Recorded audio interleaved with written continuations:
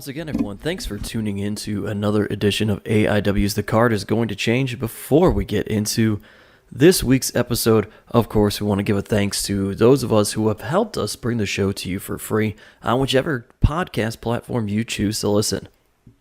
Thanks to Pollyanna DIY, thanks to Thrift Store Jobber, thanks to Sean Jaldis at Voodoo Monkey Tattoo, thanks to, I'm sure we're leaving all sorts of people out, I always am. Hey, thanks to Ebtai Treatment Center for the times that they did give us money. Still owe us a little. They're still in debt to us, though. I don't even know that it was a good run, though. Come on, you gotta admit, it was a good run. It was a really good run. It was a good run. I'm not Manscaped. even sure. Manscaped, do we still get promo codes? Did we ever make any money off Manscaped? We were like 2 promo codes away from getting money from Manscaped, and as far as I know, we couldn't get 2 more people to sign up using the code Absolute. So do it. If you're listening, go to Manscaped.com. Maybe we still got codes in the bank, you know what I mean? Right. Maybe we'll be okay. Who knows? So go to Manscaped.com, and, if just 2 more of you use the code Absolute, then who knows? Maybe we will finally get money from them. Whoop, whoop. And thanks, of course, to the merger of Smart Mark Video and IndependentWrestling.tv. Watching AIW has never been easier. Go to smartmarkvideo.com if you want to purchase physical media, as John Thorne always loves to say, on DVD, or you can also download MP4s of any AIW show that has ever really been in the existence of archives in terms of recording. And, of course, go to IWTV.live or IndependentWrestling.tv. Sign up using the code Absolute so they know that we sent you, and you can watch AIW live streams at various points, and you can watch a rotating archive of AIW shows. And with that, we get into this week's episode. We are joined by AIW owner John Thorne, of course. We also have with us the Intense Icon Week, baby! You said it last week. I'm here to stay. I don't know that you need to be so close to the microphone when you talk, but we're doing this not even live and in person, and Intense Icon Joshua Bishop, the Absolute and Intense champion, still finding a way to peak the levels, which is always great. My name is. I've been peaking since August. It is August. Last Josh. August in Indianapolis. My name is Steve Guy, your moderator of sorts, and before we get too far into this show, it's a hard sell week. Are we doing a hard sell or a recap of?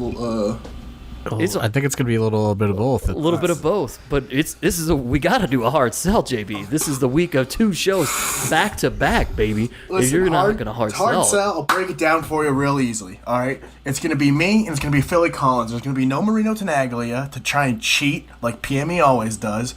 And Wes Barkley, a man of his word, will stay in the back. And it's going to be 1-on-1 for the Intense in the Absolute Championship. And there's only going to be one person walking out, holding both belts. And it's going to be me, and still the Intense Champion and the Absolute Champion on Friday night. And then Saturday night, baby, we're going to, what is it, first stop, last stop? You're not even booked, bro. You're not even booked. Well, we're going. You're going to show up? I'm going to show up. I don't know what. You're going to be having some drinks at the bar? Is that what you're going to be doing?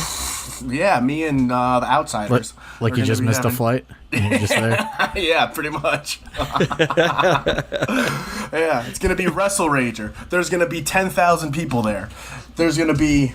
That's a hell of a walk-up. All the Rip City holics. A hell of a walk-up. 10,000 people. We do have some tickets online still available, I think, right, John Thorne? Let's start there. Yeah, there's tickets for both shows as of right now available, general admission tickets. Friday there's not a lot left. We're pretty close to cutting that off. And Saturday, it's a much larger space than Now That's Class. So we're gonna let it ride a little bit longer. Josh Bishop, stop opening up your protein bars by the microphone. Sorry, I tried to do it under the desk so you couldn't hear it. You said you bought a super fancy microphone for remote podcasting. I know. I didn't Picks know up this was noises. So yeah, there's tickets available for both. Little worried about the current forecast right now, but we're at a 30% chance of scattered rain throughout the day. So I don't know. Wear a poncho. We're going rain or shine, no matter what. Smart Mark Video's not gonna like that, but we don't have a reschedulable date, so we're going. Well, before we get too far into this episode, it's we gotta lead off. It's already that time. It's the shout out segment. We gotta shout them out, and there are plenty of people to shout out on this week's episode, and we start because we were at the Gathering of the Juggalos, all three of us. Shout out We to were all Steve-O, there. Ghost Rider. Shout out to Steve-O. Shout out to Vanilla Ice. Shout out to Ouija Mac. What are you? What's his name? Chris Hansen? I don't even know. Shout out to Chris Hansen, the man. I don't know if he called me. Shout out to Vanilla Ice, dude. Shout out to Vanilla Ice. That's what I said. Shout out to Vanilla Ice. You got your picture taken with him. I didn't hear that. I got a couple of pictures with Steve-O. Me and Steve-O were just having a day back there. Yeah. Shout out Shaggy Two Dope. I got to hang out and do commentary with him. Shout out to JJ Escobar, the guy that Eric Ryan lit his balls on fire. I hung out with him for a little bit on Thursday before anybody got there. Shout out to Hannah. Is that right? She took care of us. We had some issues. Hannah Horror on Instagram. Yeah, we had some issues getting the boys into the backstage like we needed to. Hannah helped us out, hooked us up there. Yeah, but then I think she just hated me. Stopped replying and reported to the office that too many wrestlers were bringing guests in to the gathering. Shout out to Kaplan, who just dove right in and became. I still got my wristband. A juggler. Oh, look at you. I'm saying that. Shout out to Colt Cabana, Officer Colt Cabana. The legend. It was, honest to God, it was an absolute fucking honor to see Officer Colt Cabana live and in person and get that sick pic with him. That was fucking awesome. Dude, Officer Colt Cabana, That just was the awesome. fucking man at the Gathering of the Juggalos. Like, shout out to Jimmy Lloyd.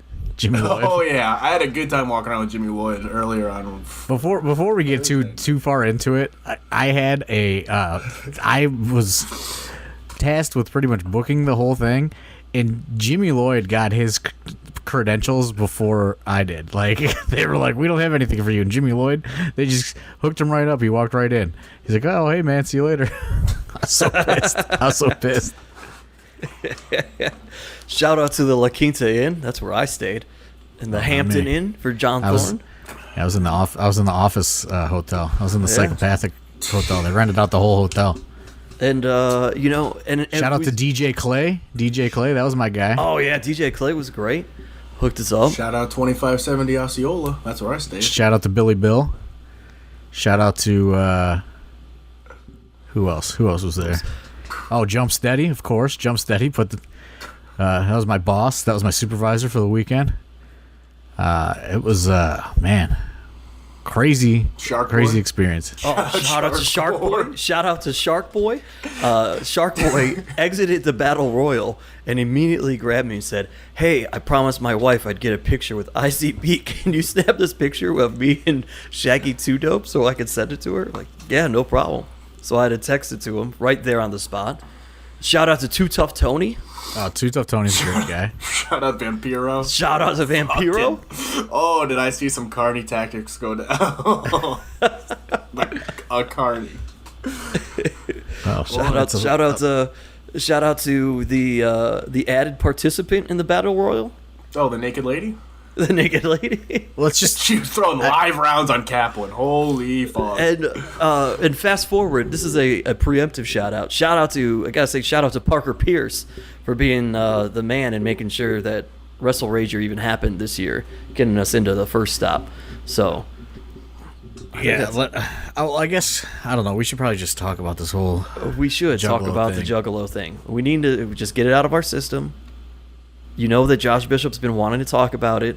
Oh, a dream come true. If there was come true. if there was ever going to be a moment that Josh Bishop could get on the podcast to talk about something, this was going to be it. The Gathering. So, I guess I should just start at square one, right? I mean, let's just tell the whole story. we've covered about how we got involved, I guess, right? So maybe Well, it was just really. I don't know how in depth I got because I didn't even know what I was allowed to say. I still don't even know what I'm allowed to say, but I'm just gonna say it. So I get a text from Colt Cabana. It was like, "Can you talk?" And I was like, "That's weird." He never like texted me for a phone call. yeah.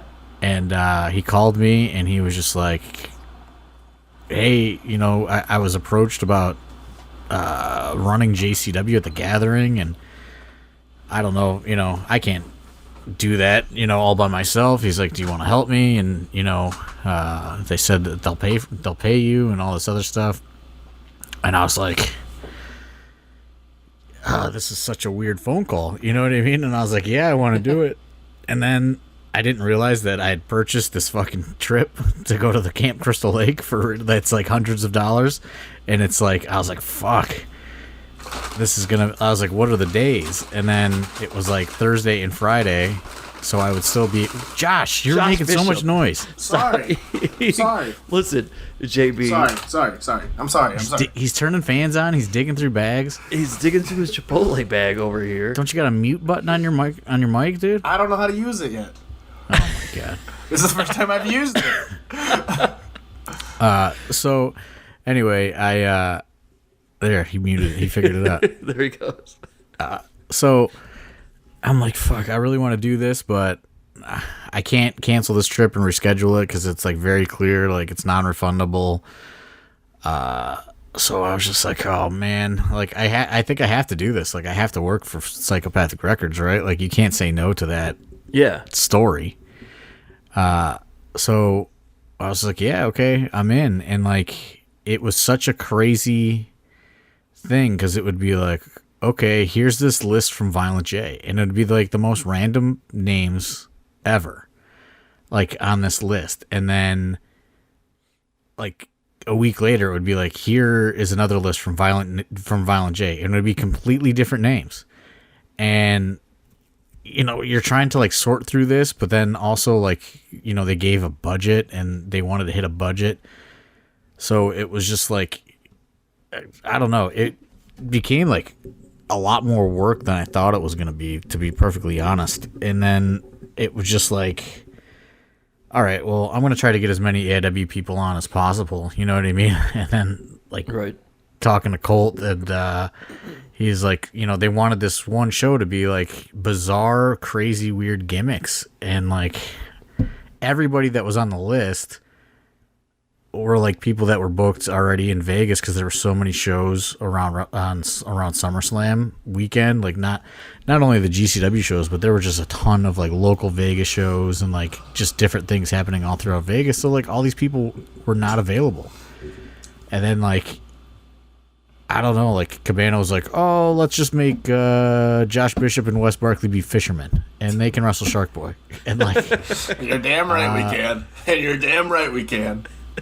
he's like, Kaplan could be the bearded lady, And I was like, well, I got a circus strongman, And then we just started like putting this weird show together. But I mean, I probably I had to like have legit phone conversations about the statuses of these shows at least 3 times a week. Like it was insanity. Like how busy Jumpsteady is. That's Violent J's brother. He like puts together the whole festival, so he like is on top of fucking everything. And he would always like, he'd call and be like, okay, how about this? Or I'd say like, well, this person wants this much money, like, you know what I mean? I don't know if you guys want to pay that. Like some people they wanted to book that don't even wrestle, and I was just like, well, what are they gonna do? You know what I mean? Like, what are they gonna do at this show at 2:00 in the morning? Like, you don't charge. They don't charge for autographs inside the Gathering, so it's like, what do you do? So finally, like, we kind of started putting cards together and, finding different people, and Violent J approved the cards that we came up with. But, man, it was just, and also they were, casting characters, I'll say, for other things happening throughout the gathering. So I was able to get other people employed, throughout the gathering, not just wrestling bookings. So I was like kind of really in the fold, which was so weird to me. And I talked to I didn't really talk to ICP hardly at all. Yeah. It was all Jump Steady, and then, kind of like going through that, I guess, filter, and, man, it was crazy. And it was like the full deal. You know what I mean? Like, I had all access. I could go anywhere. Like, they paid me. I had to pay everybody at the show. Like, had to run all the money and shit. We had assigned receipts. Yeah. Saying that we I mean, it was paid. legit. It was legit. Like, it sounds crazy, but it was so legit. Like, everybody had, like you said, like, everyone had to sign that they were paid, and I had to turn it in. You know what I mean? Like, it was it was chaotic and like unorganized, but also very organized at the same time, if that makes sense. Like, because I'm used to just running an AIW show to where it's just like so low pressure, and this was like such a different animal because you're working around performances. You know what I mean? Like, Yeah. But man, when I got there, I literally was ready to leave. Like, as soon as I got there, I was so pissed because I get a frantic call on Wednesday because they own all their own equipment, and I get a frantic call that like their people didn't pack like the ring padding, the ring canvas, the and something else, and I was like, I mean, I can bring mine, but I have to rent a U-Haul van. They're like, yeah, whatever, that's cool. So I do that, and I meet up with Arthur MacArthur early Thursday morning, get the van all packed and everything, and I head down there because I'm like, I hate being late to anything. So like, I'm just gonna get down there and fucking get the lay of the land. You know what I mean? Right. And it was only about a 2-hour drive, and I got down there, and just like, I go to pull back there, like, I'm given all these special instructions, and like, I have to go to a production area, like, that's where I can park, and no one else can park there. And like, this girl was just like, no, you're not on the list. And I was like, what? Like, she didn't even ask. She was just like, no, I don't think you're on the list. Like, you have to leave and then come back in like 8 hours when the wrestling starts, if you're here for wrestling. And I was like, well, I brought the shit for the ring. She's like, yeah, but they don't want that back there now. You got to come back in like 8 hours. And I was just like, I have to pick up my credentials. And she's like, well, the credentials are at the production office, and the production office is inside, and you don't have any way to get inside. And I was like, well, then how do I get my fucking credentials? Like, she's like, go to the box office. Maybe they have something for you there. So like, I pull around, and like, I pull into the regular parking lot, and I'm in the regular parking lot for 30 seconds, and a Juggalo just backs full blast into the fucking U-Haul van I'm driving. Like just like no concern for anything, just like backs right into it. And I get out, and it's like this girl, and she's like, we're good, right? And I was like, what? Like, can I look? And she's like, we're good. And she just like took off. And so like, the U-Haul's all fucked up. They won't let me in. I go to the box office, and they're like, oh no, we don't have anything for you. You have to go back to the production lot, and that's where you get your stuff. And I was like, well, they just sent me here. It was such a fucking clusterfuck. And that's where I see Jimmy Lloyd. And Jimmy Lloyd just walks right in by me. So I was pissed about that. And then that's where I met that JJ Escobar guy, and he was showing me all the scars where Eric Ryan lit his balls on fire. And he also had credentials that he couldn't get to. So then it took like 2 hours to get into this fucking gathering. But then, once I was in, it was, man, it was an adventure, to say the least. It was definitely something. I got down there like 8 or something, and then I got down there at like 7:30, 8 o'clock. I should have been able to watch Kid and Play, and then I ran into similar issues as you. It's like I went to go park, and then they were like, "No, you can't park here. You got to go over here or whatever." All right, cool. So then I go. Well, I just want to point out that like I know people think like ICP is like on the downturn or something, or like maybe they're like Psychopathic records just going down the tubes. There was like no exaggeration, 10,000 fucking people there. Like it was insane.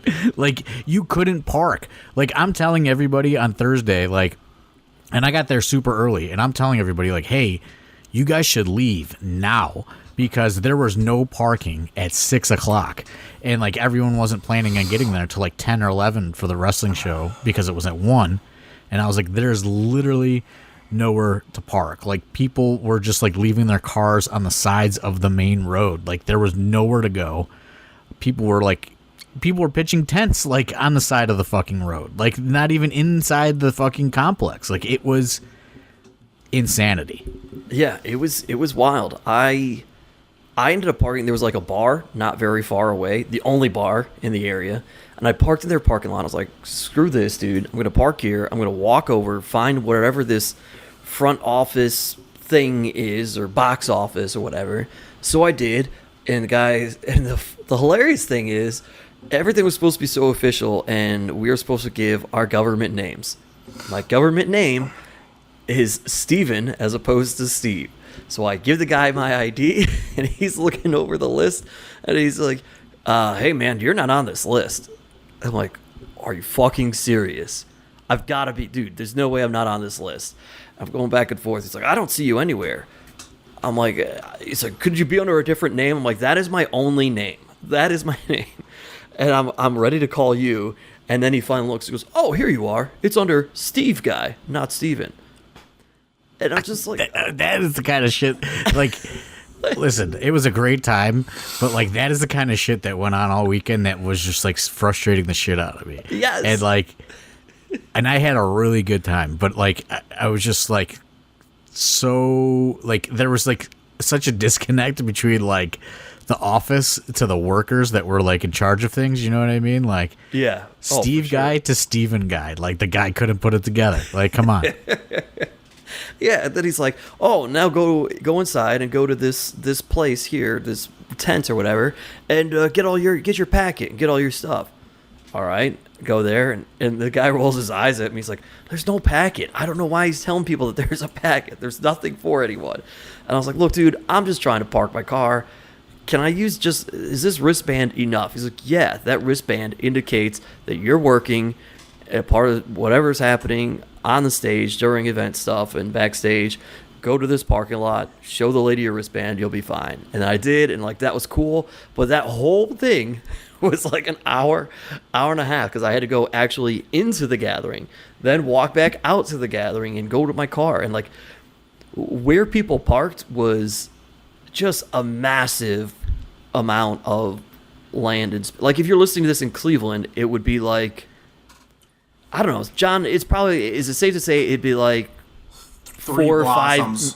Yeah, Blossom's a great example. 4 blossoms.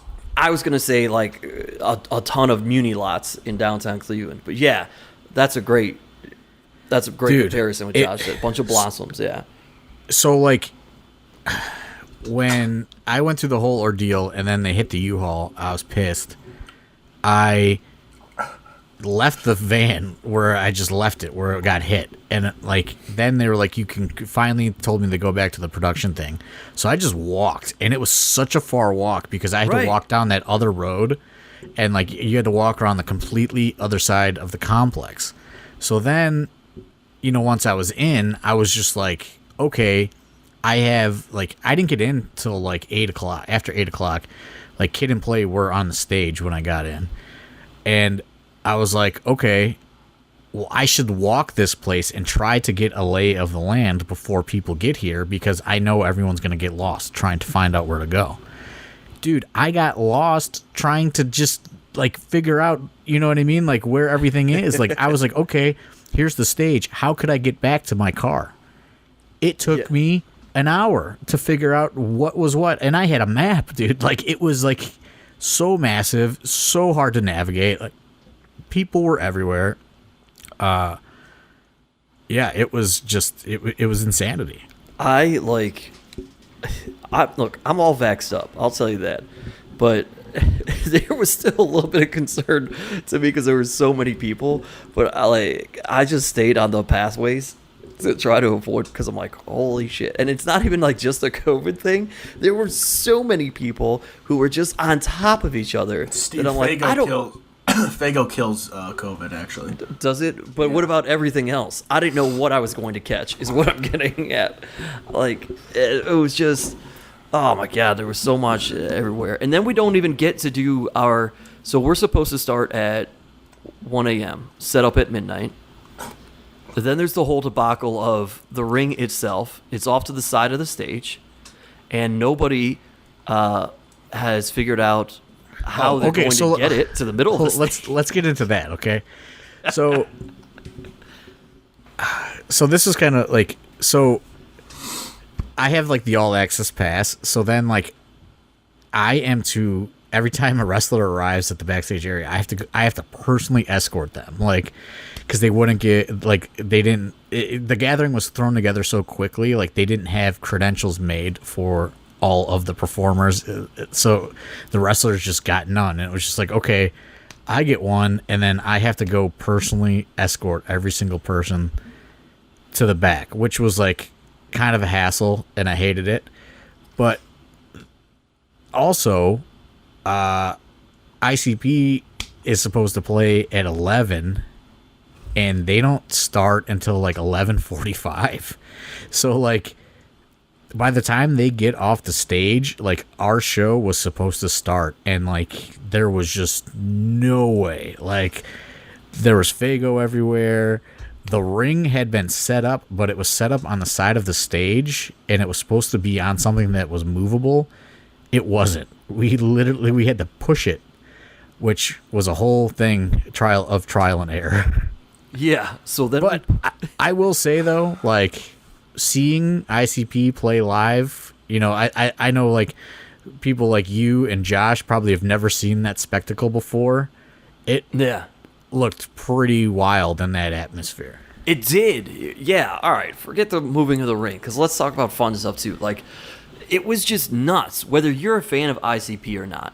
And like, I was in 7th, 8th grade, 9th grade, maybe 10th, when they were really huge, right? And so, you know, I listened to them. My brothers and I, we had albums and stuff, and when I played football, I was on in the football locker room. So, you know, I'm familiar, and I was no juggalo, but a fan. And man, it was still really cool, and it is such a spectacle. So there's Fago and stuff shooting everywhere. People are going nuts. Choreographed, like, dancers in costumes. Like, it was just insanity. It was awesome. And then at the end, and then when they're done, they're just like, all right, everybody, jump the guardrails, come on up on stage. And you're like, what? I got in on that a little bit. Bishop watched me just smoke a bottle of Fago. Oh God, that was awesome. Crushed him. Just crushed him with 2-liter right to the fucking dome. Not even. I didn't even screw off that cap a little bit. It was full. It was full capacity. Unreal. It was just. Also, can we talk about that? There were legit fireworks. People just shooting off fireworks in the crowd. Like, so ICP is performing, and like you said, Thorne, there's probably legit, no joke, 10,000 people, and then in front of the stage area, and we're like backstage, and where our tent is off to the side. From Wrestle Rager? No. We're like off to the side of the stage, and we're able to see this crowd. No, it's a hard no, Josh. Right. And we're just like watching, and we're just seeing, not like firecrackers, people. Like, we're talking legit fireworks that fucking, you go to the 4th of July, the shit's going off. And they're just shooting them from the middle of the crowd into the air. And like, so we start. after all these logistical nightmares, we get the show started, and opening it up are the Fishermen against Surf and Turf, Shark Boy and Burger Boy, also known as Chuck Stone. Yeah, with Colt Cabana and Rude Boy on commentary. Shout out to Rude Boy. Oh, yeah, AIW legend, Rude Boy. He talked to me about that and was like, "Oh yeah, I wrestled." He's like, "I wrestled the Thrillbilly." He knew the exact story. It was, I believe that there were. Josh, did you have rocks thrown at you? Yeah, it was awesome actually. It was everything I could hope for. Rocks were thrown at us, except for the fact that our gear snapped immediately. Pretty much. Why don't you set the scene though? What were you wearing? Oh, we were wearing the Amazon Prime fisherman costumes that. They weren't costumes. They weren't costumes. Those were made for coveralls. real fishermen. Yeah, that Thorne got us because the Rip City Shooters are big procrastinators when it comes to getting things on time. So yeah, I say, hey, did you guys get these fisherman outfits? Wes is like, oh, I'm gonna do Amazon Prime, but I don't have Amazon Prime. Here's the link. He sends me that at the North Canton Street Festival, which was 1 week before not even 1 week before the gathering. And then I look, and it wasn't even anything that was like offered under Amazon Prime. It was just something that was sold on Amazon.com. He was unaware that there's a difference. He just thought everything on Amazon shipped to you within 2 days, no matter what. And it was like, whatever he sent me, it was like 13-day shipping. Like it was like a fisherman's costume from like Switzerland or something. I was so mad. I had to go fucking find. I had to get an additional budget from Jumpsteady for fisherman costumes, and then I was able to buy them fisherman costumes and rubber fish to throw at the Juggalos. And I threw those as hard as I fucking could at all those Juggalos because I thought it's 2 a.m. They're probably fucked up. I was just crushing them in the face. It was great. They were pretty fucked up. That was awesome. They were consistently asking Jake Clemens and I to pull out our junk, which we did not oblige.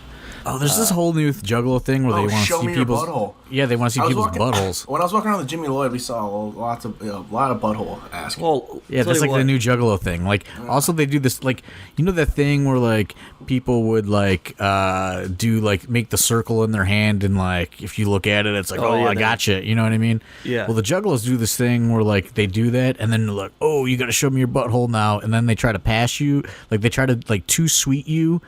Like you give them and also a butthole with your fingers, and like, yeah, it's like a too sweet like butthole thing, and then they're like, come on, man, you got to pass the butthole on to the next person, and like some guy was doing this to me, and like I was like, get the fuck away from me, like get away from me, like this was like I'm stressed out, I'm in the regular spectator area, I'm trying to find somebody that's like lost, like some worker is like, I don't know where to go. And this guy and this girl kept doing like, hey, pass the butthole, like here. And I was like, get the fuck away from me. Like I was so irritated with this particular butthole Juggalo passer guy. Well, and fucking the what about that guy that was walking around that just people kept stapling money to him?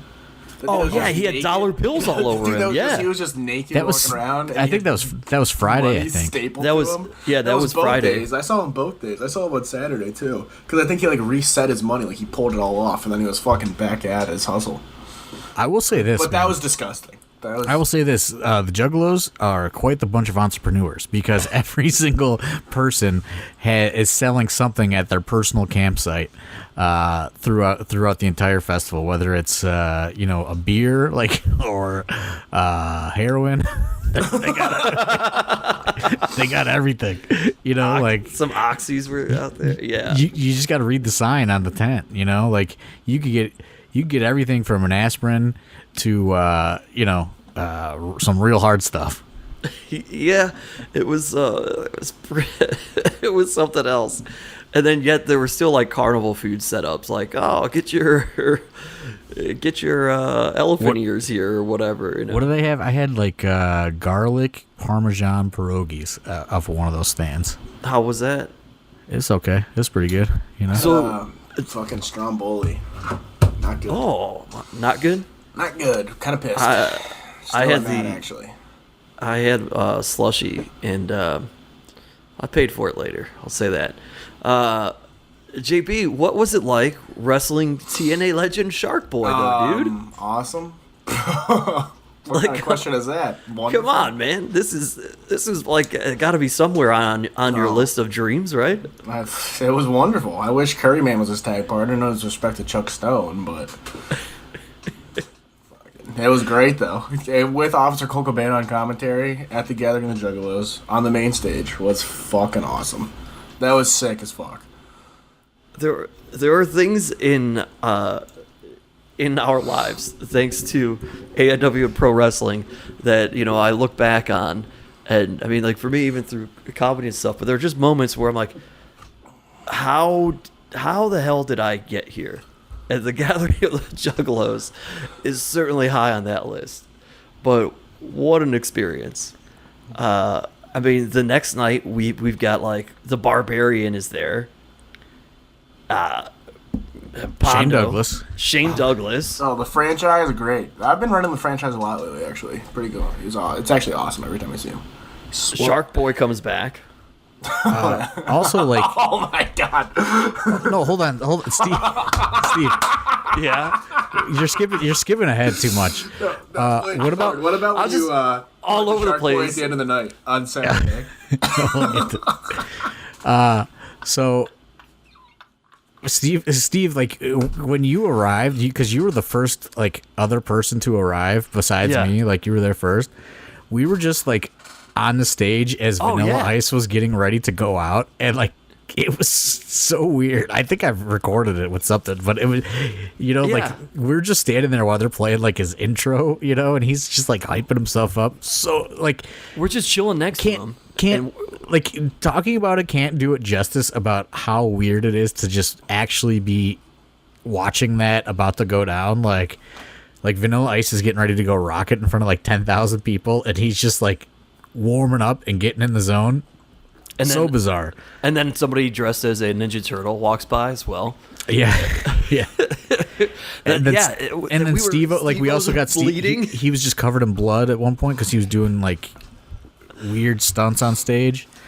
I didn't think about all that. Like that was, Vanilla Ice is walking to the stage, and you're like, hey, do you think if I get a picture with him, will you take it from me real quick? I'm like, yeah, dude, let's do this. And we snagged one real quick, and then we were just back there, and it was like, cool. We just were able to walk on the stage, like you said. We're just standing backstage with Steve-O, Vanilla Ice. Vanilla Ice is getting pumped up. At one point, like Steve-O was looking for a light bulb to like, I don't know if he was going to eat a light bulb or something. No, he does this thing where he bites a light bulb, and then he takes a piece of it and he carves his tongue open, and then he takes the blood and he wipes it all over his face. I watch all his vlogs and shit. That's why he was bloody. Why he blood all over himself. Yeah. Okay.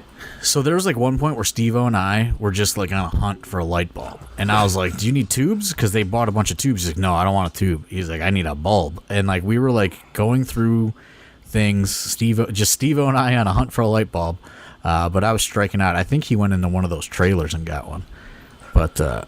Yeah, just so weird. Also, a night when Jock Sampson made for JCW. Oh God, yes. Jock he just Sampson. Kept going. He just kept going. John, never thought I'd be here. I'll tell you that. And he was just so excited. He got some good Vanilla Ice time in. Vanilla Ice, such a fan of Madman Pondo. Great to see. What else happened on? Oh, like.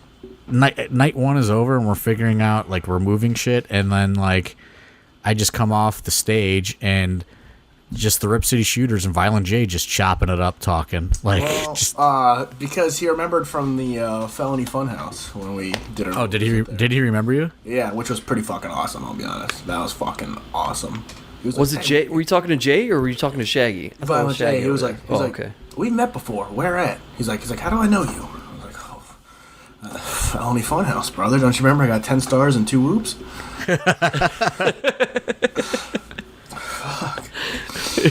So what was that like for you? Fucking awesome, because it was like 4:30 in the morning. And Violent J knows exactly who you are. Yeah, he don't even know who the fuck I am, and I was working for him. He didn't say one word to me all weekend. Also, well, we were scared to. Okay, this is where we were scared to approach him or whatever, kind of, and then Officer Cole Cabana was like, "Hey, you guys want to get like a pic with ICP or whatever?" To me and Wes, and I was like, "I don't think we're allowed, man." He was like, "No, come with me." Then he took us right to them in their little tent area, and it was fucking awesome. Officer Cole Cabana, the man. He's like the king of the juggalos, and he also doesn't give a fuck. Like, no, awesome. Cole Cabana, fucking awesome. He just doesn't give a fuck. Like, he's just like, no, you know what I mean? Like, come with me. You're gonna get a picture with Violent J. Like, he just doesn't care. Like, and I have like all these rules, you know what I mean? Like, and I'm like dealing directly with Jump Steady, and like Colt Cabana also has those rules, and he's just like, nah, I don't give a shit. Like, I'm doing whatever the fuck I want, and it was great. I mean, yeah, like there was, I put. They didn't even record it, so I just grabbed some dude and I was like, record the show. I was like, record this on my iPad. I put up the first night on the AIW Patreon, Bizarre Wrestling. It's about an hour long. I thought it was a really good show, though. Honestly, all things considered. Dude, Jock Sampson versus Super Oprah. I mean, oh, that was a 5-star in the Juggalo Come world. on. That was amazing. Man Scout versus Smokeweed the Bear. At one point, Man Scout goes into his tent. Yeah, that was like it was also the clash of two on night 2 opening match. Clash of two fucking legends of JCW and the Weed Man and Officer Cole Cabana. That was awesome to see.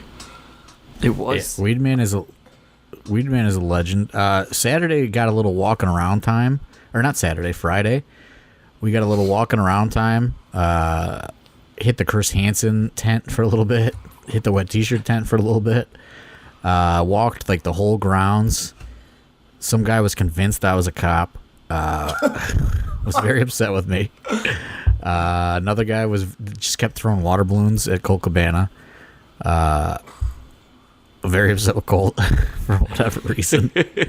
He's probably a fan of JCW and just, you know what I mean? Like, when you're Officer Colt Cabana, I imagine you're never off duty. Like, JCW does not end. Just because there's no wrestling happening, I don't think the Juggalos care. Like, he's still Officer Colt Cabana, you know what I mean? So they're going to throw shit at him if they want. Right. Yeah.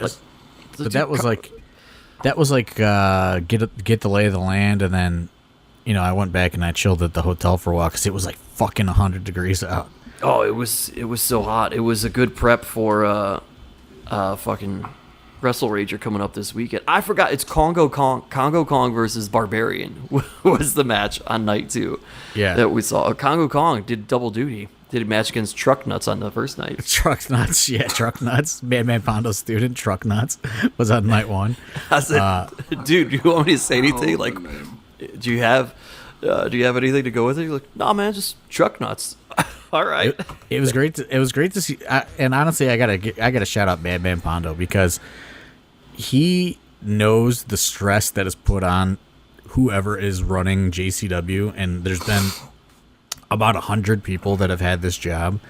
So like he kept me grounded when there was just the most insane stressful things happening to me, like when they wanted to know where the sound equipment was. Oh yeah, tell that story. So we were getting ready to go, and they had booked the DJ and booked all this stuff, and I get the DJ that they booked. His name is DJ Lido, and I say, DJ Lido, we're getting ready to start the show, man. Let's go. So he goes up there, and they were like, "Where's your rig?" And he's like, "What are you talking about?" And they were like, "Your DJ equipment." And he's like, "You guys usually have something for me. I just brought a flash drive." And then they look at me and they're like, "Where's the sound system?" And I'm like, "What are you talking about? That's not on me. That's not on me." They're like, "Yeah, this is your show." And I was like, "What? You wanted me to bring Jeff Traxler to the music festival? What did you do?" So then I have to go and I have to talk to Jump Steady, and they have to because everyone uses their own stuff. So like when they're done, they tear all their shit down.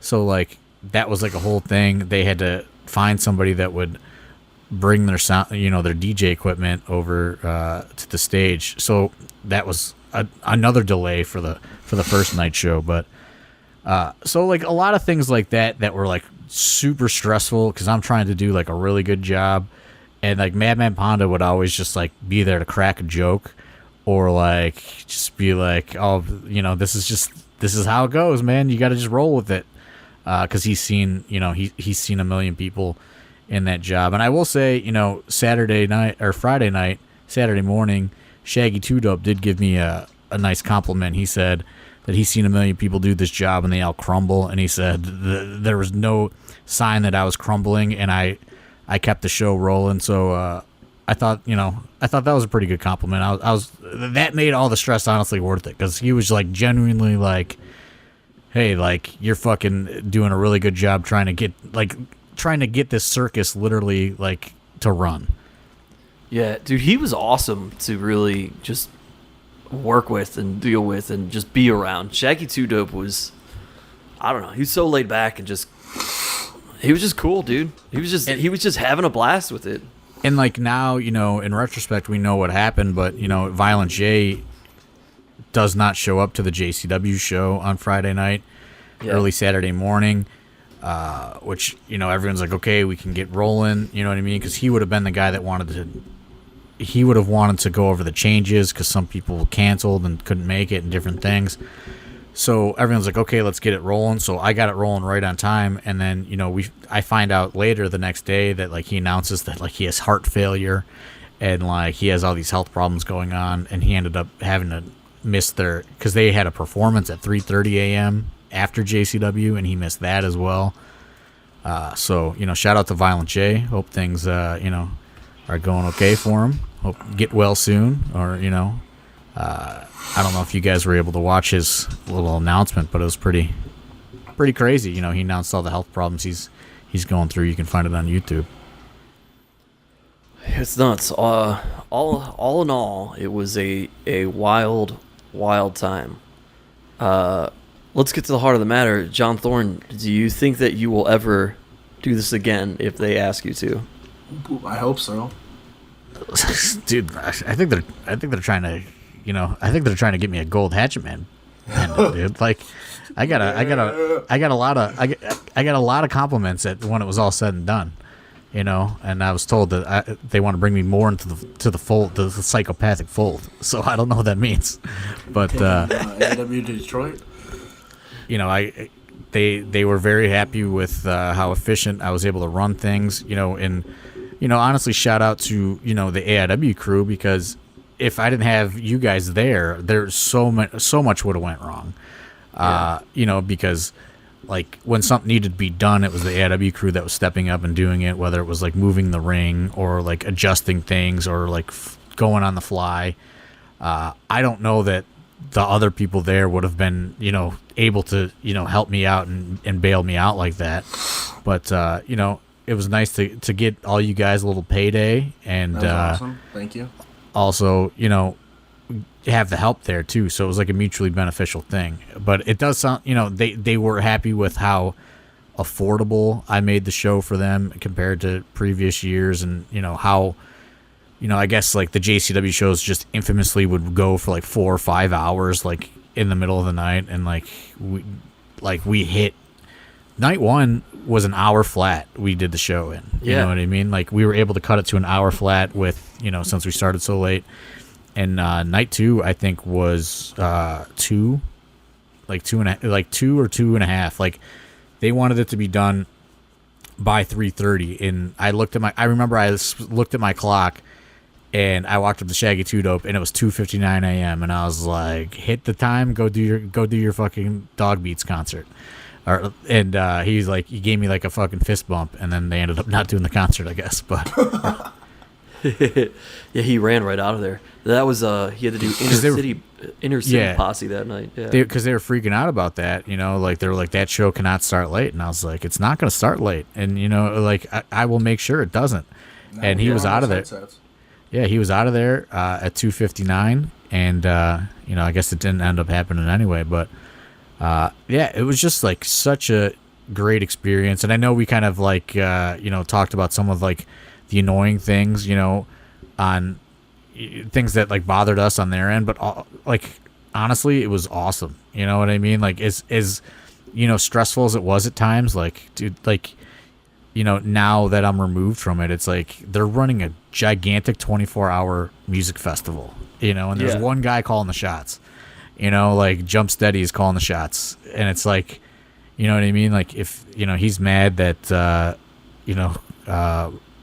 Randy West brought her husband, like he can yell at me for that. You know what I mean? Like, I don't, it's fine. Like I didn't like, it, everybody's under high stress at the time, but like now, you think about it in retrospect and it's like, dude, like he didn't want to fucking be bothered with that. You know what I mean? Like he didn't want to be getting a call from the box office about, people not on the guest list or whatever the fuck, he was trying to run a music festival. Yeah. And it was sure, massive. Man. It was massive. Dude, they ran out. That was another problem, but it wasn't really a problem. It was they sold so many tickets, they ran out of wristbands. So then when the wrestlers came to get their wristbands, they didn't have any for them. Yeah. Like they sold so many tickets. They oversold, like whatever they predicted. Like, and then their reserves, and then they sold out of the fucking, what they had left. It was crazy. Dude, it really was nuts, and it was a perfect primer for us to go into this week with Wrestle Rager coming up. And before we begin to Wrestle Rager, we've got a night at the Odeon, A Touch of Evil, with Danhausen making his return to AIW. Terry Runnels is coming. Terry Runnels is coming. I mean, it's the show of shows. Then we got Dive Bar Friday night. The Dive Bar after party, which, again, we'll have wristbands for you. Just so you're aware, some of the Dive Bar after party specials, $3 seasonal drafts, and $3 PBR 16-ounce cans. So major PBR, baby. Coming through again. There you go. So that's going to be a part of it. So make sure if you leave the AIW show, you get your wristband to go to the after party at the Dive Bar right up the hill. Speaking of PBR, though, I gotta shout out Matt Cardona, Brian Myers, Smart Mark Sterling, Swoggle. I had another shipment from the PBR brewery when I got home from the gathering, just sitting on my porch, and like I texted Cardona. I was like, I got more, and he's like, yeah, for life. So I think like every month I'm gonna get pretty sick. PBR delivered to my house for the rest of my life. You can never move. I know, like, how could I move? You know what I mean? Like, now I have to stay here forever just to get it, just to get these shipments, That's pretty sweet. So, yeah, I will be bringing a ton of PBR seltzers to the Odeon refrigerator on Friday night because I have coffees? No, I got a bunch of seltzers, a bunch of the different seltzers. So, yeah, shout out to that. I mean, even though Matt Cardona does fear the champ, that's still pretty cool. I do have a little bit of some breaking news for Saturday, which is so for Wrestle weird. Rager. For Wrestle Rager, I guess allegedly there was another show happening in Cleveland that I was totally unaware of, saw zero advertising for, but I guess they booked Rhett Titus and bought him a flight and bought him a hotel and then canceled the show. So I guess Rhett Titus will be performing at Wrestle Rager this Saturday. Under the and I told him he has to do the romantic touch gimmick. So I don't know. Just literally was contacted while we were recording this podcast, and I said, I have no idea what the show could have even been. You know what I mean? Pay him also? No, they already paid him. Oh, sick. You don't have to pay him at all? That's awesome. No, it's just, it's a done deal ski. So, yeah, a little breaking news for Wrestle Rager. I'm a little worried about the forecast. We're at about 40% chance of rain. 60% chance of clear skies. It says scattered, though. So, we're going to see what happens. The pre-sale for Wrestle Rager is about at a sold-out Now That's Class Wrestle Rager. That's what the pre-sale is at. So, They are going to have signs up throughout the neighborhood and where you can park. They're working. First Stop is working with different businesses to utilize their parking. I highly suggest Ubering and things like that, but they're going to have, different bars are going to allow AIW patrons to park there, different businesses around. There'll be some street parking. Just everyone fucking... Never mind. Just Uber there. It's going to be way easier to Uber there. They're going to have beer tents outside of the bar. So with limited, with limited selections, then they'll have a full service bar inside First Stop. I think, he's told me 16 drafts and 150 different kinds of liquor available. And then they're going to have a limited menu. Well, they counted that. Well, he's a bar owner, you know what I mean? He's like, I got 16 drafts, I got 150 different liquors, Let's get that Tito's and water going, baby. Yeah, I think he said he's going to have a seltzer, he's going to have a light beer, he's going to have like a seasonal beer, and he's going to have Tito's and Jack Fire available outside. Let's get some Four Locos going, too. Let's just get it going. You got to ask him. I mean, no, just fans. Bring the Four Locos. It's gonna be on Friday or Saturday. We'll just hit them after the show or before or whatever. I mean, after actually on Friday, but Saturday I got nothing going on. Listen, the Bearded Lady is going to have quite the weekend this weekend. The Bearded Lady Kaplan has Mance Warner on Friday at the Odeon. Beat him.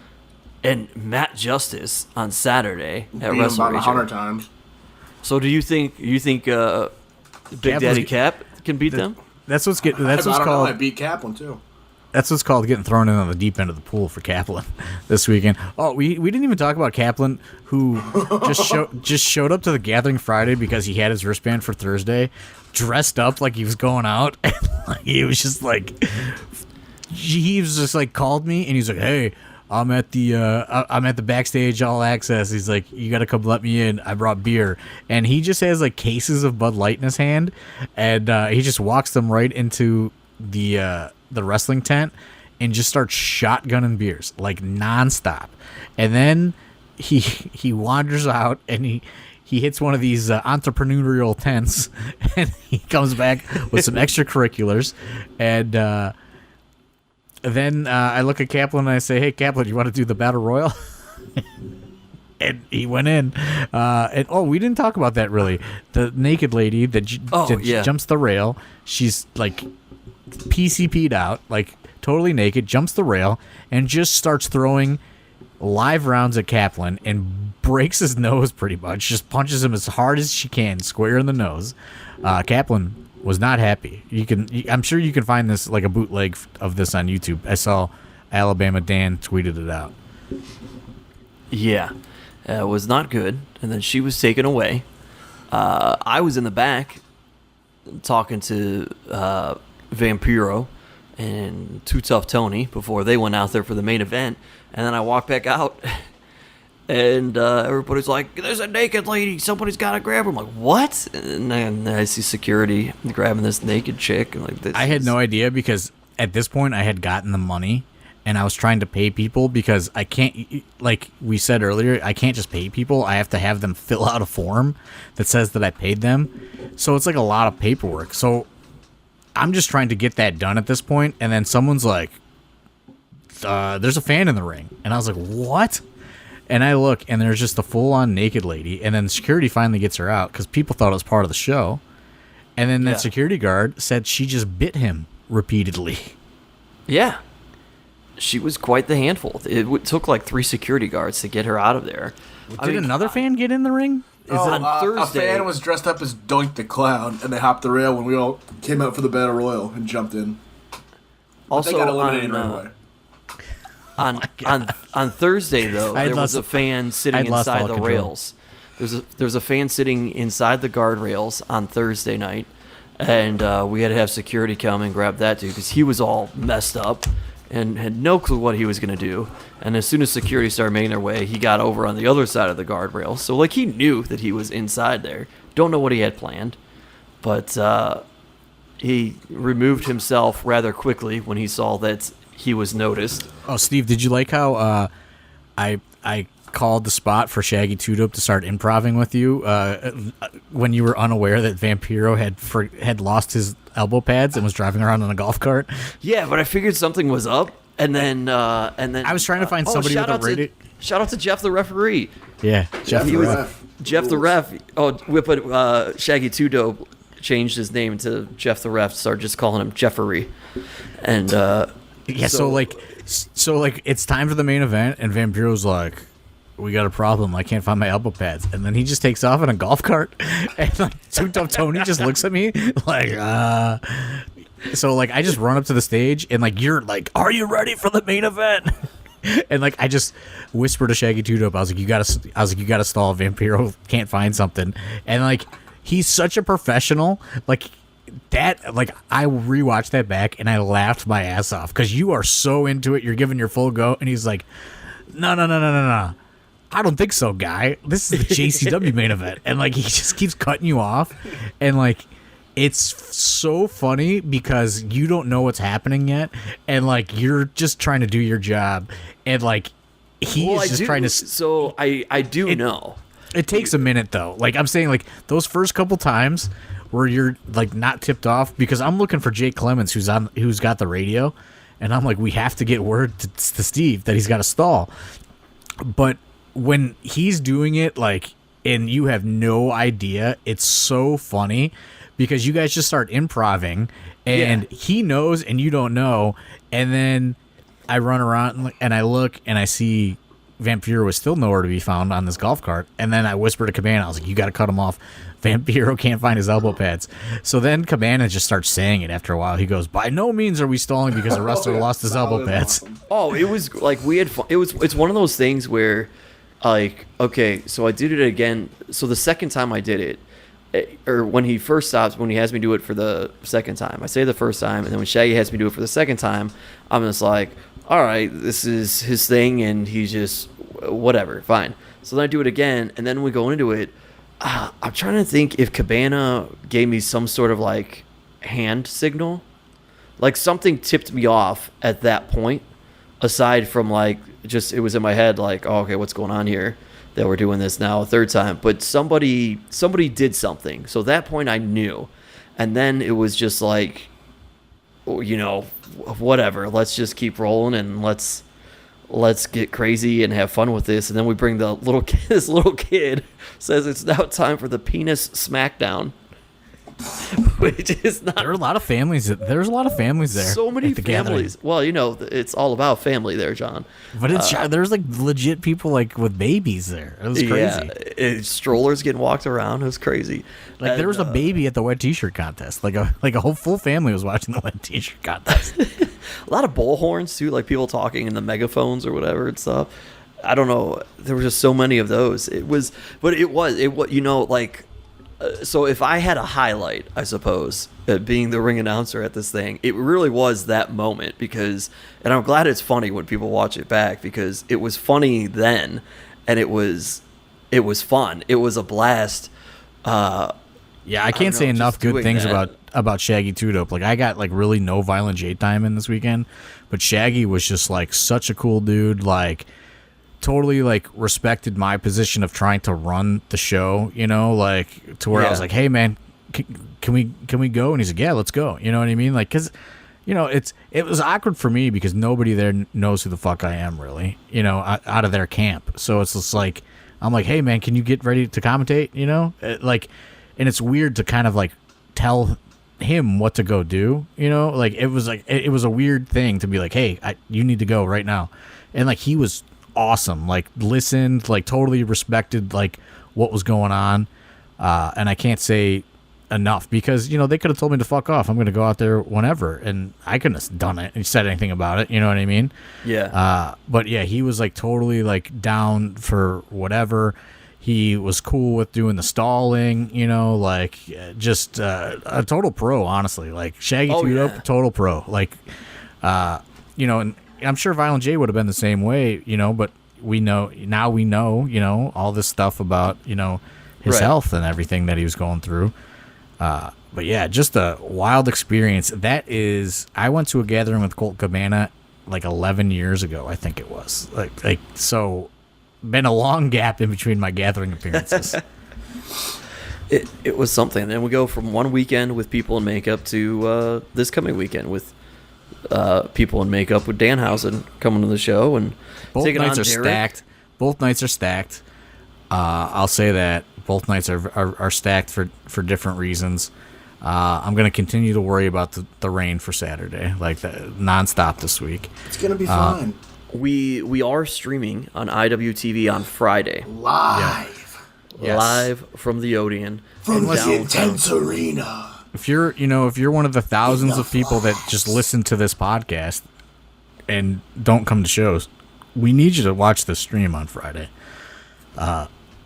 Because, you've heard me, my disappointment from last month about the numbers of the live stream. If we don't hit a good number this week, you know what I mean? It could be, well, you guys don't get the live streams anymore. You guys just get the fucking VOD releases. You know what I mean? Because, so it's a concern. Yeah. I hope we can pull a good number on Friday.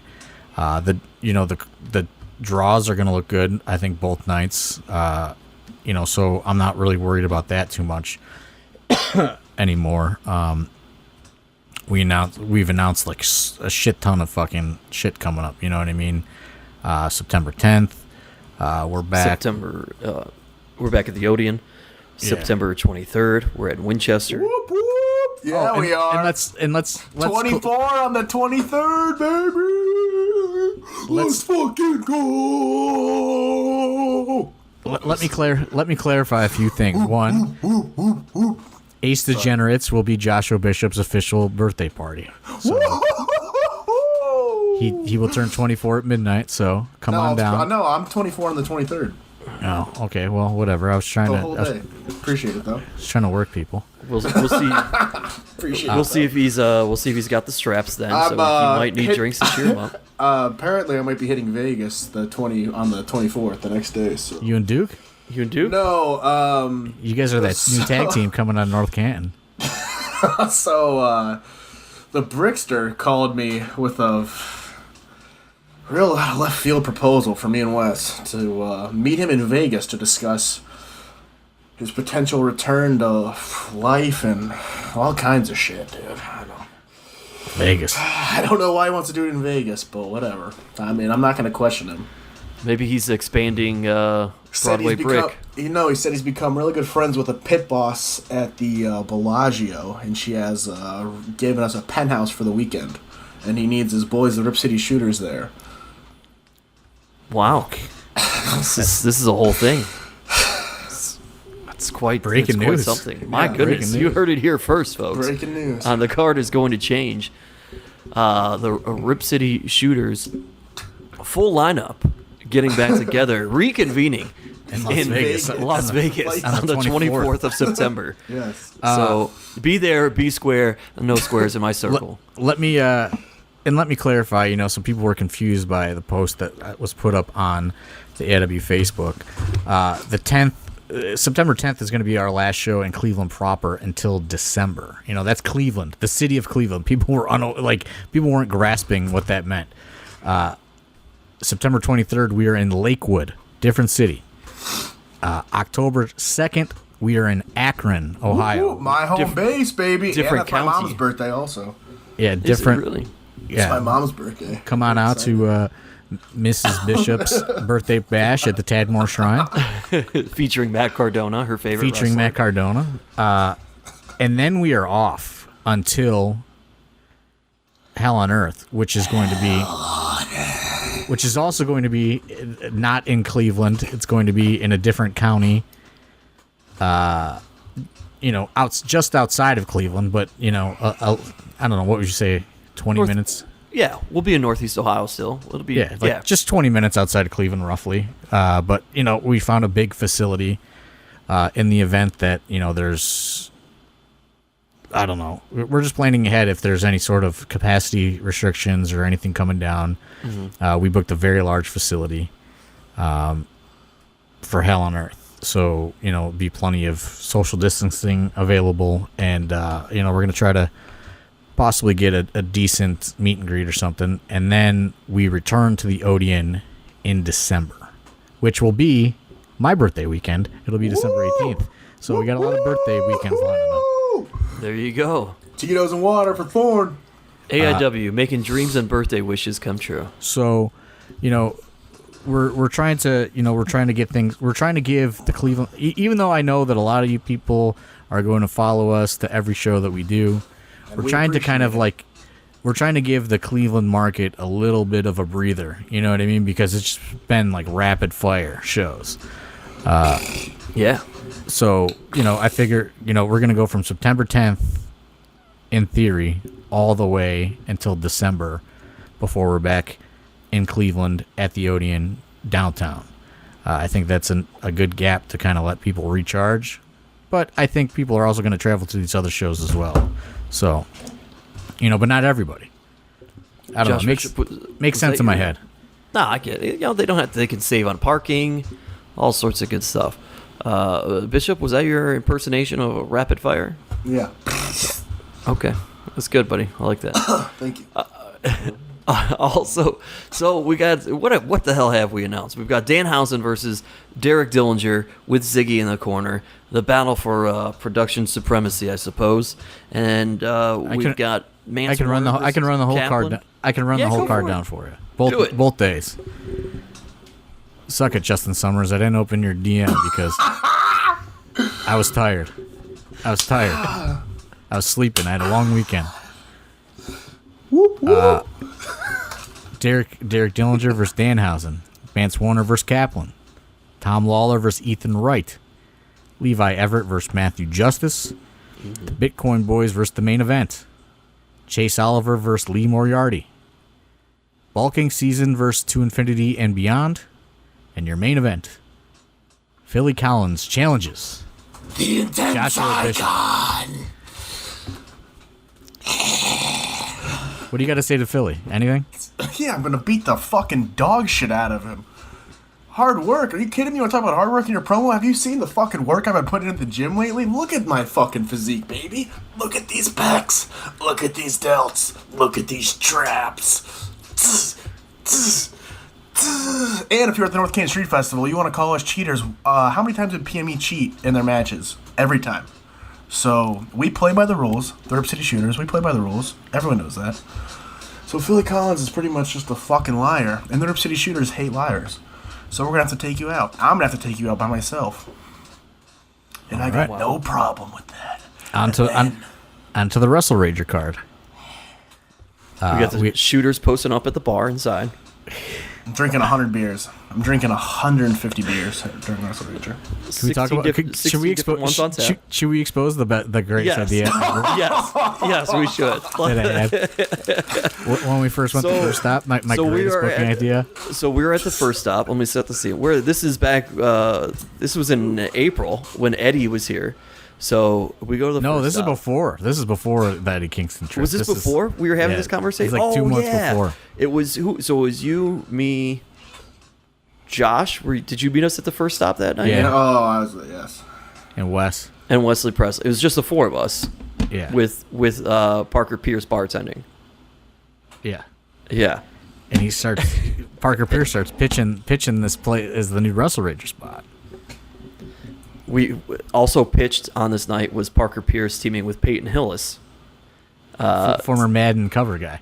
To take on the Rip City Shooters. It was supposed to be Parker Pierce, Peyton Hillis, and one other. Who was the other person? Do you remember, JB?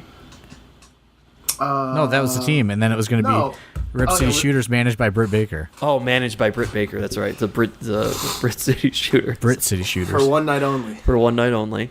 And then get a pass. Yes. So then during this time, the idea comes up, John. This is my greatest idea ever. That I was just going to book Scott Hall and Kevin Nash, but I wasn't going to advertise them. I was just going to have them sitting inside the first stop at the bar, and I was just going to have them go, "Oh, we just got a flight delay, we just stopped in." They're gonna be like, holy shit, Scott Hall and Kevin Nash are here.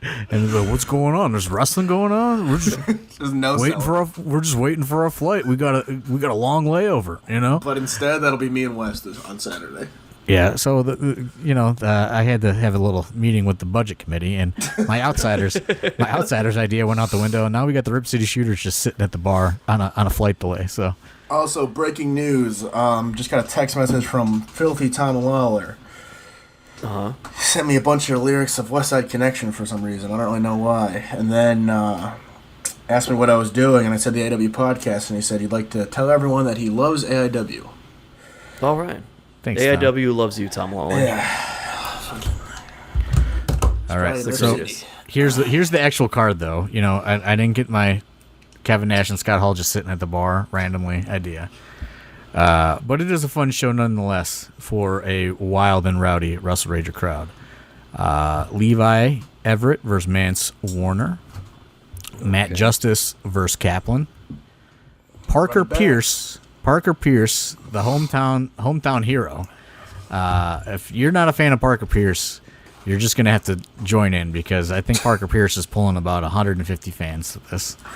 Parker Pierce will be taking on Derek Dillinger. The Duke will be taking on, this is breaking news, not announced yet, the Duke will be taking on Big Twan Tucker. I think he's going to have to put that boot on the line. Ooh. Dookie. The Bitcoin Boys will be taking on Bulking Season. Jocelyn Navarro will be taking on Ray Lynn. And as of 15 minutes ago, it looks like TKD will be taking on the Romantic Touch, Red Titus. There you go. That's a hell of a lineup. There were 2 nights. The first one you get to watch live on IWTV. Stream it so we can get those streaming numbers up. And Wrestle Rager, you're just going to have to wait for its release, which, potentially won't be too long. Is Fonzie coming this weekend? Yes. Yes, Fonzie will be in attendance with Matt Justice. Okay. Fonzie's second show ever for AIW was Wrestle Rager. Fun fact. He debuted at Absolution, and then he was right back there for Wrestle Rager. So, Fonzie back in a Wrestle Rager, different location. We'll see how it goes. We don't have an ECW legend per se outside of Fonzie, but we got the Rip City Shooters drinking beers. We got the Rip City Shooters, and we have Parma legend Parker Pierce. I thought about booking a legend, and then there's just so much uncertainty. I was just like, I don't know, about putting that expense up. And then as the summer has played out with so much rain, I definitely was like, no, I'm not doing it. Because, if it rains a little bit, the people that are there will still give you a performance. I don't know if, a legend is going to go out there and wrestle in the rain if they have to. So That's true. I'm hopeful. I'm hopeful that it's not going to be too bad, though. Rain or shine, no refunds. I'll say that. All right, have we decided collectively what the number one drink of choice is going to be that we're going to try to sell out of at Wrestle Rager? Stroh's. I don't think they have Stroh's. Oh, all right. If I don't have Stroh's, bring me some, actually. I think they're going for... I can't. I think they're going for I think they're really trying to push Jack Fire or something. Okay. No. That's what they're going. That's what they're going for, I think. Jack Fire or I don't know, just some kind of random beer. We might run out of Jack Fire shots. We'll find out. Josh Bishop, Stroh's at Flatiron Cafe. Yeah. They sell it in cans. Love it. If you make your way up to Cleveland, They also sell it at the ABC Tavern, I think, I think so. on 25th. But on I've been able Thursday, to find them in Columbus lately. Thursday nights, they do Dad Beer Night at Grandpa's beer. at Flatiron, and it's like $1 or $1.50 a can for Stroh's. There you go, pal. American beer right there. It's a beer that built America. So anyway, folks, I don't know if this is interesting or if people are bored by all our Juggalo talk, but yeah, I hope that people have been entertained. And I know we this is a hard sell, but we haven't even really talked. We haven't even pushed the shows that much. But and I know Big Skip was kind of like made a comment like, we're too vague on the podcast and we don't give enough context to certain stories on the podcast. Well, that's because some stories don't need the context, and we don't want the context out there. If you know, you know. If you don't, you don't. Like, some stuff just isn't for the full blueprint layout explanation. I'll say that much. And a lot of that, goes into the Gathering of the Juggalos stories. Not a lot that can be told. there's some legal issues, I suppose, with some of the things that, like we said, we saw at the tents. The fact that we said very specific items that were being sold at those tents should be enough. We didn't partake. I should say that. That just seemed very vague. Like maybe we were doing some of those things. Yeah, we were not. We were not. I can assure you. But there's just a lot of stories that just can't be. They're just Yeah. not for public consumption. Like Yeah. Shark Boy in his Tito's shirt, just walking around hitting the That was food stands. awesome. Legendary. That was good. That I'm trying to was find a Stroh's beer jersey. I had to tell you who Shark Boy was night one. Okay, this is a big thing with me. I hate seeing people without their mask on. And I hate seeing people not painted up if they're a painted up wrestler or they wear a mask. I like to come into the I like someone to tell me once they have the mask on, and then I'll come in the locker room. Because I just don't like seeing your real face. It's not personal. It's just, to me, I like the mystery. You also don't Shark Boy was like knowing shoot names. Shark I don't Boy like was knowing ripping real names, and I wanted to know you as you under the mask. That's it. Shark Boy was ripping too many heaters, though. There was no way that he was going to keep that mask on. Not a chance. Look, we had a blast there. We're in a good mood. Typically, hard sell week. What did you think though of the ICP performance though? Dude, the ICP performance was, like I said, it was a spectacle. There's no better word than that. Like, but it was awesome because like we were in that in between spot. oh yeah, where we were was from the like, stage and the people. Like they had those big barricades up. It was so awesome. It was to the watch coolest. Yeah, that was the coolest spot to watch it because you're watching them, and what's happening on stage is such a spectacle.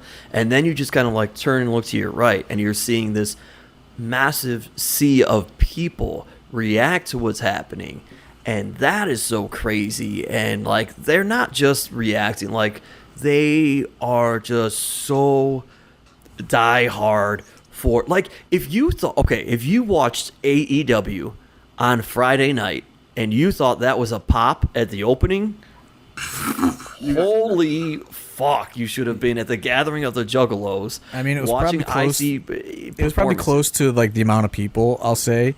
I read this quote today, and it made so much sense now that I thought about it. It said, "ICP isn't music for headphones. ICP is a live performance, and that's the way it is intended to be consumed." And it really is. If you've never seen them perform live, it is a spectacle. It's a show. I thought it was great. I've seen them a bunch of times, but to see people, to see you guys and like Kaplan and like Shark Boy watching them, or like on Friday night watching the Barbarian take in Ouija Mac, or however you say his name. Ouija Mac, pretty dope. Yeah, he had a good stage show too, but like just seeing like the Barbarian and Shane Douglas walked up to the Barbarian and he goes, "This your favorite group, Barb?" And Barbarian's like, "What?" He's like, "This is your favorite group?" But it's a spectacle, and it's, it was cool to like be like Jock Sampson watching ICP with Jock Sampson. Like that is an experience that I never thought would happen in my entire life. Oh yeah, dude, I was watching ICP with Jock Sampson and Shark Boy. That was awesome. A shout out to Big Daddy Cap. Kaplan scored a phone number from a juggalette in the front row during that ICP performance, by the way. He's just been pulling numbers left and right with that new bald head. Yeah. He should have taken so long, He just needed to go for it. He's all in now. But, hey, you know what else is great for consumption in person? Wrestle Rager. And Stroh's beer. And Stroh's beer. Yeah, Stroh's beer is not something that you can consume watching. That's true. You do have to consume it in person. But Wrestle Rager is a made for live in-person event, but it will be worth the watch. And for everybody else, if you want something you're like, well, yeah, but I want to be able to watch it even if I'm not in person, hey, that's what Friday's all about. So stream it live on IWTV. That's independentwrestling.tv. Use the code ABSOLUTE. Let them know that we sent you. If you love Danhausen and you've listened to him on other podcasts and his interviews, or you've watched him in Ring of Honor, this is Danhausen at home. Really, this is Danhausen coming home to one of the places that this character really took on the life that it has morphed into right now. AIW has been a huge part of shaping that. And the production and Derek Dillinger has been a huge part in shaping that. And now it's all going to come to a head here on Friday night. Danhausen upset, thinks that they're still best friends. We'll find out. We'll see if he can convince Derek of otherwise. But Derek's gone to a deep, dark side now. And then, of course, Joshua Bishop and Philly Collins. That's going to be some... there's going to be some stiff shots in that match, I feel like. Oh, yeah. For him. Everyone knows. Stiffy McGee. Stiffy McGee rolling out to defend his titles Friday night. So, join us there. Join us at one of these things, the Odeon or Wrestle Rager. If you miss out, you don't get tickets, watch it. Find us at Dive Bar Friday after the Odeon show. And on Saturday, by the way, Saturday start time, 4 p.m. If you haven't been paying attention, don't forget Wrestle Rager. It's outside. Could change, though. Could change. Depends on that Doppler. You know what I mean? Could be moved up. Could be moved back. Keep an eye on the Doppler. You know what I mean? Yeah, there you go. Keep your eye. Could be going at 1 o'clock. We'll see how it goes. Keep your eye on the Doppler. Shout out to my friend Kelly Dobeck, Channel 19 meteorologist. Hopefully she gives us a good weather report. And she's a wrestling fan. Maybe we'll get her out there. Who knows? Get her doing the fucking Doppler from the Wrestle Rager and say, yeah, that'd be actually pretty. Get the fucking clouds out of here. I'll see what she says. I think a couple of years ago, or maybe last year, I don't know. At some point, she gave me an update for an outdoor show. I'll make her tweet one out this week. That's it, though. That's going to do it for us, I think. We're at an hour and a half. It's been a lot of Juggalo talk. There's been a little bit of stuff. We're excited for this week. Usually we're talking John Thorne down. So happy. This week's gonna be great. Listen, outside of the weather potential for Saturday, I mean, the shows have a healthy pre-sale. Hopefully we do well in the streams. I just got a nice healthy paycheck from Psychopathic Records. I went to Camp Crystal Lake. I'm having a good. The only thing that went bad this week is I was gonna go to where Tony Soprano was possibly killed, that diner. Spoilers. And he wasn't. It was maybe not. From the final episode, it was about 30 minutes away from the hotel I stayed in, but that hurricane started coming on the East Coast, and it was just raining so bad, I was like, I just got to get the fuck out of here. And I just came home instead. That's probably a good decision. But other than that, things have been going good this week. So, no imminent fear other than a possible storm. I think everything else is going well. I've been locking down some talent for the upcoming shows. Just locked down another debut for 9/10 of a recently released WWE star. So things are rolling. I'm working on Hell on Earth. I'm working on returning to Akron. I would like to add another potential meet and greet person besides Matt Cardona in Akron. I got a lot of irons in the fire, especially now. That ICP thing, no joke, took up so much of my time that now I'm like playing catch up on AIW stuff, and now I'm just like going like full tilt, just trying to get it done. So, lots of things, lots of moving parts going on. Let's break some streaming numbers on Friday night. Let's sell the rest of those general admission tickets. Come party with us. Before maybe the world shuts down again. Who knows? Get your vaccine. Let's do whatever we got to do to keep things rolling. Let's just keep the train moving.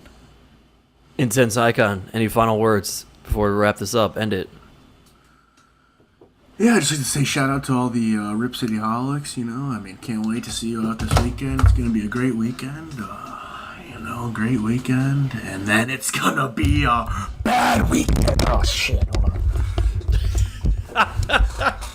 Drop the new mic. Drop my microphone, but it's going to be a bad weekend for Philadelphia Collins because you're going down exit 187 on Friday night, and everybody knows there's no survivors down that road. Wow. Shout out to the Rip City Junior Assassins, too, right? Oh, yeah.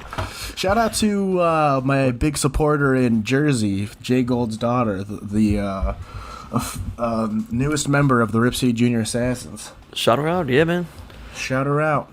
All right, hey. Couldn't have won the Battle Bowl without her support. Thank you. Appreciate it. That's very sweet. Rip City shooters for the Rip children. City shooters for the children, absolutely. For the kids. For the children and for the moms of Canton, Ohio. You gotta bring that ring. I gotta see that ring that you won, Brett. The ring? Brett Lauderdale made it sound like it was like a big deal. It's worth $500,000, Thorne. It's like you gotta see this 24 karat gold ring. That's a big deal. That's a big deal. Where? It's no necklace for it. It's no absolute or intense titles, but it's pretty. It's no Dr. J the Chronic commemorative plaque celebrating 1 million sales, but those are awesome. Did you get those in the mail yet? Yeah, they're sitting. Can I come over and get a pic with them? They're just sitting in a box. Can I come over on Saturday before the show and get a pic with them? I haven't even opened the boxes. I don't even know what to do with them. Can we do a live unboxing for Patreon? Maybe the craziest purchase I ever made in my life. All right. Well, this sounds like something nobody cares about anymore. But hey, what do you mean? People love the Chronic. Well, hey, folks. If you love Rip City, you love the Chronic. I got a doggy style Snoop Dogg commemorative plaque as well.